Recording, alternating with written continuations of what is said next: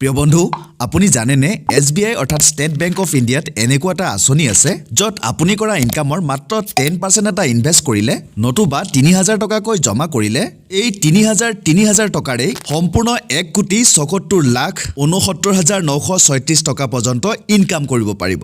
क्या बात है প্ৰিয় বন্ধুসকল এই ভিডিঅ'টোৰ জৰিয়তে আমি আলোচনা কৰিম SBI অৰ্থাৎ ষ্টেট বেংক অফ ইণ্ডিয়াৰ কি আঁচনিৰ জৰিয়তে আপোনাৰ ইনকামৰ মাত্ৰ 10% টকা ইনভেষ্ট কৰিয়ে সম্পূৰ্ণ 1,67,00,000 টকা পৰ্যন্ত ইনকাম কৰিব পাৰিব। এই আঁচনিত কোন সকলোকে এপ্লাই কৰিব পাৰিব, এপ্লাই কৰিবৰ বাবে আপোনাৰ কি কি যোগ্যতা থাকিব লাগিব,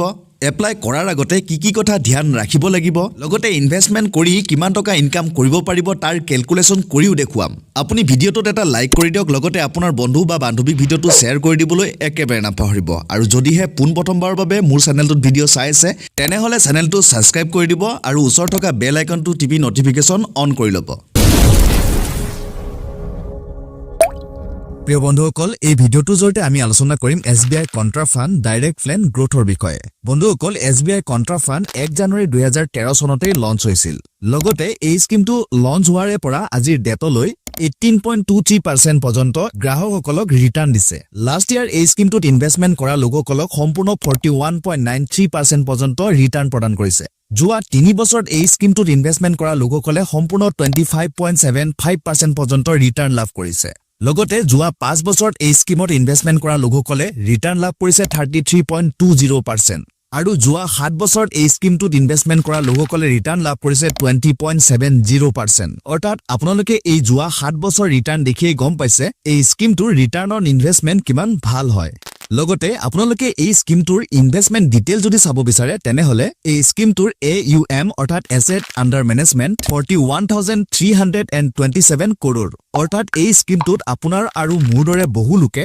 ইতিমধ্যে 41,327 কৰোৰ টকা ইনভেষ্ট কৰিয়ে দিছে এজ অন 30 ছেপ্টেম্বৰ 2024। বন্ধুসকল এই স্কিমটোত লামসাম এমাউন্ট হিচাপে 5,000ৰ পৰা ইনভেষ্ট কৰিব পাৰিব আৰু যদিহে SIP অৰ্থাৎ সিস্টেমেটিক ইনভেষ্টমেন্ট কৰিব বিচাৰে তেনেহলে মাত্ৰ 500 টকাৰ পৰা মান্থলি ইনভেষ্টমেন্ট কৰিব পাৰিব। লগতে মনত ৰাখিব এই স্কিমটোৰ এক্সপেন্স ৰেশিও মাত্ৰ 0.57%। যিহেতুকে এই স্কিমটো হৈছে এটা এক্টিভ ইনভেষ্টমেন্ট প্লেন সেয়েহে এই স্কিমটো মেনেজ কৰিবৰ বাবে ফান্ড মেনেজাৰক এটা ডাঙৰ টিমৰ প্ৰয়োজন হয় আৰু এই টিমটো মেনেজ কৰিবৰ বাবে আপোনাৰ ফান্ডৰ পৰা 0.57% এক্সপেন্স ৰেশিও চাৰ্জ কৰে যাতে ফান্ড মেনেজাৰ আৰু তেখেতৰ টিমে সুন্দৰকৈ মাৰ্কেট এনালাইজ আৰু ৰিচাৰ্চ কৰি আপুনি ইনভেষ্ট কৰা টকাখিনি সঠিক ঠাইত ইনভেষ্ট কৰি আপোনাক এটা ভাল ইনকাম কৰি দিব পাৰে। লগতে মনত ৰাখিব এই স্কিমৰ এক্সিট লোড হৈছে 1%। অৰ্থাৎ আপুনি ইনভেষ্ট কৰা টকাখিনি 365 দিনৰ আগতেই যদিহে উইথড্ৰ কৰি লয় তেনেহলে 1% এক্সিট লোড দিব লাগিব আৰু যদিহে 365 দিন পাৰ হৈ যোৱাৰ পিছত উইথড্ৰ কৰি লয় তেনেহলে কোনো ধৰণৰ এক্সিট লোড দিব নালাগে। বন্ধুসকল যিকোনো এটা আঁচনিৰ পাষ্ট পাৰফৰমেন্স যিমানে ভাল নহওক কিয় ভৱিষ্যতে ইয়াৰ পাৰফৰমেন্স কেনে ধৰণৰ হ'ব সেয়া ডিপেন্ড কৰিব তাৰ পোৰ্টফলিঅ'ৰ ওপৰত। তেনেহলে আহকচোন এই স্কিমৰ পোৰ্টফলিঅ'ৰ বিষয়ে কিছু কথা জানি লওঁ। বন্ধুসকল SBI কন্ট্ৰা ডাইৰেক্ট গ্ৰোথ প্লেনৰ পোৰ্টফলিঅ'টোত টোটেল 9টা সেক্টৰ আছে আৰু যদিহে সেক্টৰ অনুযায়ী ইয়াৰ হোল্ডিংৰ বিষয়ে জানিব বিচাৰো তেনেহলে এই স্কিমটোৰ মেজৰ হোল্ডিং হৈছে ফাইনেন্সিয়েল সেক্টৰত য'ত 19.46% হোল্ডিং আছে, এনাৰ্জি আৰু ইউটিলিটি সেক্টৰত হোল্ডিং আছে 13%, টেকনলজিত হোল্ডিং আছে 12.48%। ইয়াৰ উপৰিও কিছুমান ডাঙৰ ডাঙৰ কোম্পানী যেনে materials, health care, industrials, real estate ইত্যাদিটো হোল্ডিং লোৱা আছে। ইয়াৰ উপৰিও এই স্কিমটোৰ ষ্টক হোল্ডিংৰ বিষয়ে যদি জানিব বিচাৰে তেনেহলে চাই লওক HDFC bank, Reliance, GAIL, Kotak Mahindra, tech Mahindra, Tata steel, ITC, ONGC, ICICI bank, Axis bank আৰু বহুতো। লগতে এই আটাইবোৰ কোম্পানী হৈছে ৱেল এষ্টাব্লিছ ভাৰতৰ ৰেপুটেড কোম্পানীবোৰৰ ভিতৰত যিবোৰ কোম্পানীয়ে ভৱিষ্যতে ইনভেষ্টৰসকলক এটা ভাল ৰিটাৰ্ণ দিয়াৰ সম্ভাৱনা আছে। তেনেহলে প্ৰিয় বন্ধুসকল এতিয়া আহকচোন ক্যালকুলেশন কৰি দেখুৱাও কিমান টকা ইনভেষ্টমেন্ট কৰিলে কিমান ৰিটাৰ্ণ লাভ কৰিব। ধৰি লওক আপোনাৰ মান্থলি স্যালাৰি 30,000 টকা আৰু প্ৰতিমাহে 10% অৰ্থাৎ মাত্ৰ 3,000 টকাকৈ এই স্কিমত ইনভেষ্ট কৰে তেনেহলে ইন্টাৰেষ্ট লাভ কৰিব 18% আৰু যদিহে এই স্কিমত 10 বছৰলৈকে ইনভেষ্ট কৰে তেনেহলে 10 বছৰৰ পিছত আপোনাৰ ইনভেষ্টমেন্ট এমাউন্ট হ'ব 3,60,000 টকা। টোটেল এস্টিমেটেড ৰিটাৰ্ণ লাভ কৰিব 6,48,773 টকা আৰু এই দুয়োটা ভ্যালুকে প্লাস কৰিলে টোটেল ভ্যালু লাভ কৰিব সম্পূৰ্ণ 10,08,773 টকা। বন্ধুসকল এই ইনভেষ্টমেন্ট খিনিকে পুনৰ 5 বছৰলৈকে যদি বৃদ্ধি কৰি দিয়ে তেনেহলে আপোনাৰ টোটেল ইনভেষ্টমেন্ট হ'ব 5,40,000 টকা আৰু এস্টিমেটেড ৰিটাৰ্ণ লাভ কৰিব 22,17,627 টকা।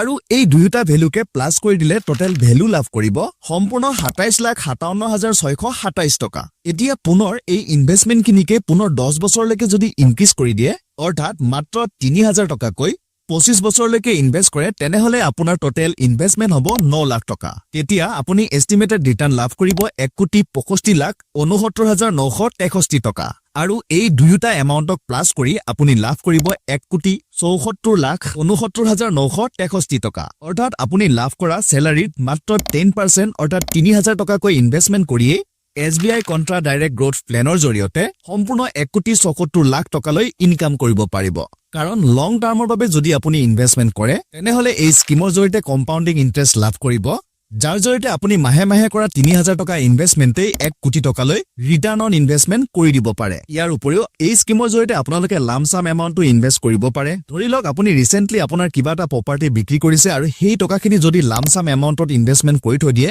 তেনেহলে এই স্কিমৰ জৰিয়তে এটা ভাল ইনকাম কৰিব পাৰিব লগতে মনত ৰাখিব মিউচুৱেল ফাণ্ডত ইনভেষ্টমেন্ট কৰাৰ আগতে ইনভেষ্টমেন্টৰ terms and policy rules and regulation সুন্দৰকৈ পঢ়ি ল'ব টাৰ্মছ এণ্ড কণ্ডিশ্যন আৰু ৰুলছ ৰেগুলেচন নজনাকৈ কোনো ধৰণৰ ইনভেষ্টমেন্ট নকৰিব হে ইনভেষ্টমেন্ট কৰাৰ আগতে টাৰ্মছ এণ্ড কণ্ডিশ্যন সুন্দৰকৈ পঢ়ি ল'ব প্ৰিয় বন্ধুসকল এই ভিডিঅ'টোৰ জৰিয়তে মই আপোনালোকক SBI অৰ্থাৎ ষ্টেট বেংক অফ ইণ্ডিয়াৰ SBI কন্ট্ৰা ডাইৰেক্ট গ্ৰোথ প্লেনৰ বিষয়ে বিতংভাৱে জনাবলৈ চেষ্টা কৰিছো আশা কৰিছো আপোনালোকে ভিডিঅ'টো চাই ভাল পাইছে যদি ভিডিঅ'টো চাই ভাল পাইছে আপোনাৰ বন্ধু বা বান্ধৱীক ভিডিঅ'টো শ্বেয়াৰ কৰি দিব আৰু যদিহে পোনপ্ৰথমবাৰৰ বাবে মোৰ চেনেলটোত ভিডিঅ' চাই আছে তেনেহলে চেনেলটো সাবস্ক্ৰাইব কৰি দিব আৰু ওচৰত থকা বেল আইকনটো টিপি নটিফিকেশন অন কৰি ল'ব পুনৰ অন্য এটা ভিডিঅ'ত আপোনালোকক সকলোকে লগ পোৱাৰ প্ৰতিশ্ৰুতিৰে আজিলৈ বিদায় মাগিছো ধন্যবাদ